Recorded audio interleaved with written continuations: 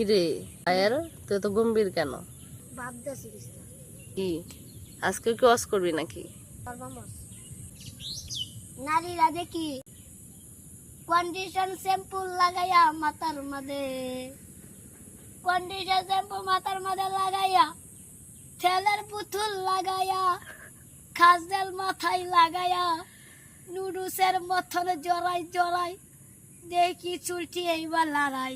দেখি রাস্তা দিয়া মাইয়ারা সেভাবে সেভাবে বাকে টাকে হাঁকে, সেই রান্না যে সারান্ডা তাকায় তাকে মাইয়ারা রুজু, সেটা কি গুনাহ হচ্ছে না? হ্যাঁ আচ্ছা, তা তো গুনাহ হচ্ছে। তো গুনাহ যে হচ্ছে, কোনো মাইয়ারা কি এটা করা তো ভালো না। আমাদের হুজুররা বলছে তোমরা কোনোদিন মাইয়ারা চুল নাড়াইয়া নাড়াইয়া এই কান দিয়া চইলো না, জামাই যে না দেখাইয়া পর পুরুষকে দেখা ভালা না।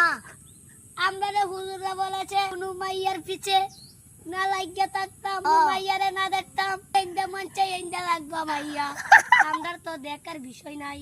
তোর কি বয়স হয়েছে মাইয়া দেওয়ার?